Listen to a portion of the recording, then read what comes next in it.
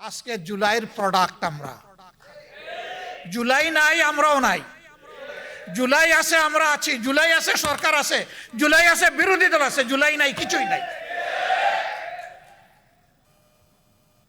এই জুলাইয়ের বিপক্ষে অবস্থান নিয়ে সরকার পার পাবে না ইনশাআল্লাহ। গণভোটের গণরায়ের মাধ্যমে এই জুলাইয়ের আকাঙ্ক্ষা ইনশাআল্লাহ বাস্তবায়ন হবে। প্রশ্ন আসে, কে দড়ি টানে? সেই দড়িটা কোথার থেকে টান দেওয়া হয়? জাতি বুঝে। আপনারা বুঝেন না? আজকেও আলোচনায় এখানে এসেছে যে ওই ঘুড়ির নাটাইটা কোথায়, ওখান থেকেই এটা নাড়াচাড়া করা হচ্ছে। এই জন্য অস্থিরতা। এক সময় গণভোট হারাম, আরেক সময় না, এটা অর্ধেক হালাল। এক সময় একই অর্ডারের গুস্ত হালাল, কিন্তু শুরুয়াটা, জুলটা তার হারাম। আমরা এটা পার্লামেন্টেও বলেছি। হ্যাঁ, আপনারা দেখেছেন আমাদের কণ্ঠ দমিয়ে দেওয়ার চেষ্টা করা হয়েছে। আমরাও সমানতালে চালিয়েছি আলহামদুলিল্লাহ। সুযোগ পাই না পাই আমরা কণ্ঠ বন্ধ করিনি, কারণ জনগণ আমাদেরকে তো তাদের অধিকারের পক্ষে কথা বলতে সেখানে পাঠিয়েছে। মুখ বন্ধ করে, আমাকে বিশেষ করে মুখ বন্ধ করে সুপার গ্লু দিয়ে ওখানে বসার জন্য জনগণ আমাকে পাঠায়নি। জনগণ আমাকে পাঠায়নি যে আমার ছবিটা সংসদ টিভি এবং বিটিভিতে উঠবে আর সারা দুনিয়া দেখবে। জনগণ পাঠিয়েছে আমি কি বলি সেটা জনগণ শুনতে চায়। আমার সহকর্মীরা, সহযোদ্ধারা, বিরোধী দলের এমপিরা জনগণের অধিকারের পক্ষে কি করে সেটা জনগণ দেখতে চায়। আমরা আপনাদেরকে কথা দিচ্ছি, আমরা সংসদে যাওয়ার আগেই বলেছি এই সংসদের বিভিন্ন ধরনের সুবিধা নেওয়ার জন্য আমরা এখানে যাচ্ছি না। অনেক সুবিধা আছে, স্বেচ্ছায় অবলীলায় ছেড়ে দেব, নিবই না। যেটা না নিয়ে পারবো না সেইটা নেব, বাধ্য হব যেটা। অবৈধ কোনো দিকে আমাদের চোখ এবং হাত যাবে না। আমরা এখনো আলহামদুলিল্লাহ এটার উপরে আছি।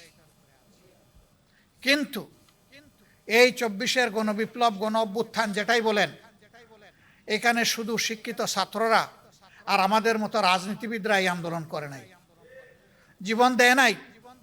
আপনাদের দুয়ায় মাহবুদের মেহেরবানি 1400-র মধ্যে মিনিমাম 1200 শহীদের বাড়িতে আমার ব্যক্তিগতভাবে যাওয়ার সুযোগ হয়েছে। আমি সজ্ঞানে সাক্ষ্য দিচ্ছি, এবং আমাদের 12 ভলিউমের এই শহীদদের স্মৃতিচারণ বই হয়তো অনেকের কাছে আছে, হয়তো নাই। আমাদের ওয়েবসাইটে সব কিছু আছে, মৌলিক 3টা ভাষাই আছে। যারা চাইবেন তারা সেখানে যেতে পারেন। যারা দুনিয়া থেকে বিদায় নিয়েছে শহীদ হয়ে, তাদের 62 ভাগ শ্রমিক। তারা কি কৌটার বৈষম্যের বিরুদ্ধে নেমেছিল? কৌটার বৈষম্যের বিরুদ্ধে নেমেছিল আমাদের যুব সমাজ, ছাত্র সমাজ। তারা নেমেছিল ফ্যাসিবাদের বিরুদ্ধে। তারা নেমেছিল একটা পরিবর্তনের আকাঙ্ক্ষা নিয়ে। তারা গুণে ধরা রাজনীতির হাত বদলের জন্য জীবন দিতে রাস্তায় নামে নাই। আমরা সংসদে দাঁড়িয়ে বলেছি, আজকে সংসদ নেতা, বিরোধী দলীয় নেতা, সংসদের চিফ হুইপ, বিরোধী দলীয় চিফ হুইপ, সমস্ত মন্ত্রীবর্গ, সংসদ সদস্যবৃন্দ, আজকে জুলাইয়ের প্রোডাক্ট আমরা। জুলাই নাই, আমরাও নাই। জুলাই আছে, আমরা আছি। জুলাই আছে, সরকার আছে। জুলাই আছে, বিরোধী দল আছে। জুলাই নাই, কিছুই নাই। এই জুলাইয়ের বিপক্ষে অবস্থান নিয়ে সরকার পার পাবে না ইনশাআল্লাহ। গণভোটের গণরায়ের মাধ্যমে এই জুলাইয়ের আকাঙ্ক্ষা ইনশাআল্লাহ বাস্তবায়ন হবে। এর জন্য আবার জীবন দিতে হয়, দিব ইনশাআল্লাহ।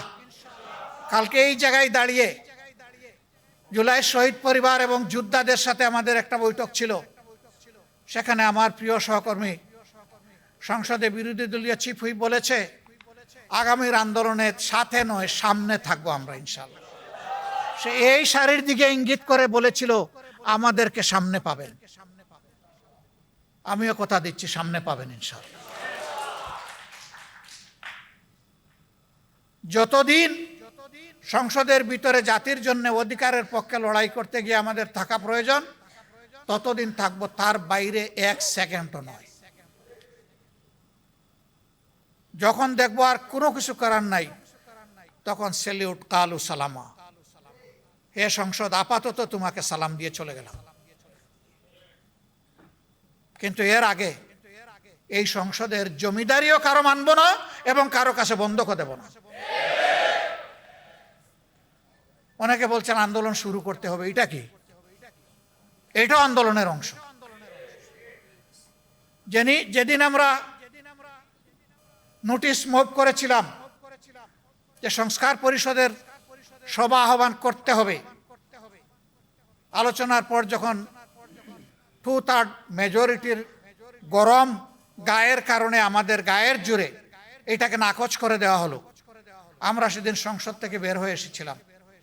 এসে বলেছিলাম জনগণের রায় নিয়ে, রায় বাস্তবায়নের জন্য এখানে এসেছিলাম। অন্যায়ভাবে এই রায়কে পদদলিত করা হয়েছে। এখন জনগণের রায় নিয়ে আবার জনগণের পার্লামেন্টে আমরা চলে যাচ্ছি। এরপরে আপনারা দেখেছেন এর প্রতিবাদে বিক্ষোভ সভা হয়েছে, মিছিল হয়েছে। সারা দেশে এখন আন্দোলন চলছে। শুরু হবে কি? শুরু তো হয়েই গেছে। এখন তিলে তিলে সেই আন্দোলনকে সফলতার দিকে নিয়ে যেতে হবে ইনশাআল্লাহ। এই আন্দোলন ন্যায্য আন্দোলন। এই আন্দোলন কোনো সুবিধাবাদী আন্দোলন নয়, ক্ষমতার হালুয়া রুটির ভাগ বাটোয়ারার জন্য নয়। এই আন্দোলন 70 ভাগ মানুষের রায়ের প্রতি সম্মান দেখিয়ে, শহীদদের রক্তের সাথে আমাদের ওয়াদা বাস্তবায়ন করার জন্যে, জুলাই যোদ্ধাদের আকাঙ্ক্ষা পূরণ করার জন্যে এই আন্দোলন ইনশাআল্লাহ সফলতার প্রান্ত সীমায় গিয়ে থামবে, এর আগে নয়। এবং সেই আন্দোলনের সফলতা নিয়েই আমরা করে ফিরব। আপনারা শুধু পাশে থাকবেন।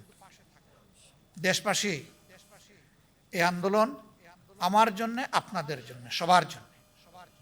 আমরা আমাদের সন্তানদেরকে কারো গোলাম বানাতে চাই না এবং কারো পারিবারিক রাজতন্ত্র বাংলাদেশে চলবে জাতির উপর ফ্যাসিজম হিসাবে, তাও আমরা বরদাস্ত করব না।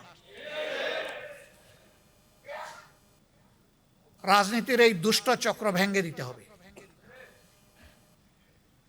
একজনের বদলে আরেকজনের প্রশংসায় সংসদের 1/3 সময় ব্যয় হবে, এটা আর আমরা শুনতেও চাই না, দেখতেও চাই না।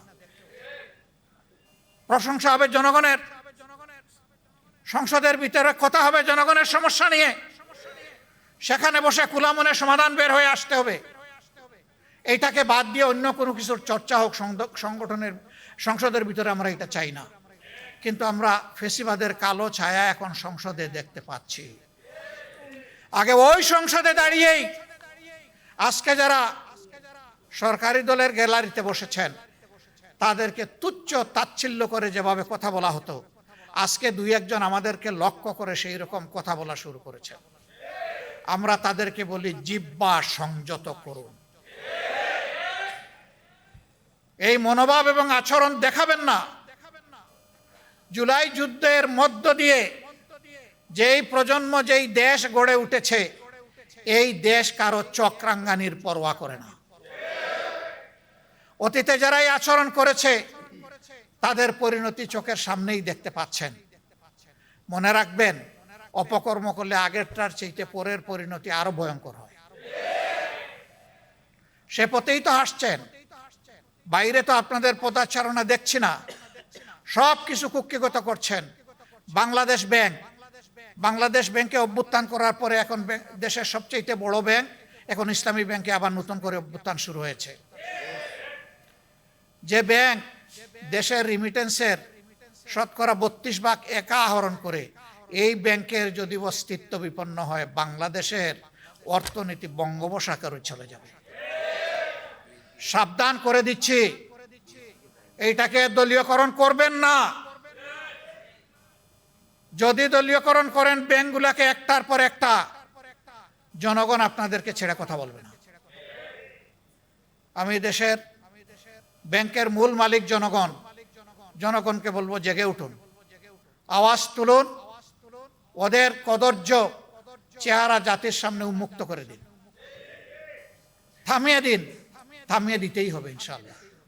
আমরা আবারও কথা দিচ্ছি, শুধু রাজনীতির পট পরিবর্তন নয়, সংস্কৃতির আমূল পরিবর্তনের জন্য আমাদের এই লড়াই। অপসংস্কৃতি যেখানে, সেটা ব্যাংকিং সেক্টর হোক আর যেখানে হোক, অর্থনীতিতে, সংস্কৃতিতে, শিক্ষা ব্যবস্থায়, তারপরে দেশের আইন অঙ্গনে, যেখানেই হোক ইনশাল্লাহ আমরা বসে বসে আঙ্গুল চুষব না। আমরা জনগণের সাথে থাকব, জনগণকে সাথে নিয়ে তার মোকাবেলা করব ইনশাল্লাহ। আপনারা দোয়া করবেন। আজকের এই সেমিনারে আপনারা যে গুরুত্বপূর্ণ পরামর্শগুলো দিয়েছেন, আমরা তার জন্য কৃতজ্ঞ, ঋণবোধ করি। আপনাদের পরামর্শগুলো অন্তরে ধারণ করে আগামীর পথ চলা আমরা যেন নির্ধারণ করতে পারি, এবং সেভাবেই যেন আল্লাহ, মহান আল্লাহর পর ভরসা করে আমরা জাতির সাথে থেকে, জাতিকে সাথে নিয়ে এই দাবিগুলা যেন আদায় করতে পারি। আল্লাহ যেন তৌফিক দান করেন। আপনাদের সকলকে আমরা কৃতজ্ঞতা এবং ধন্যবাদ জানাচ্ছি। কথা কম, কাজ বেশি। কাজ শুরু হয়ে গেল, সফলতা নিয়ে গড়ে ফিরবো ইনশাআল্লাহ। আসসালামু আলাইকুম রহমতুল্লাহ।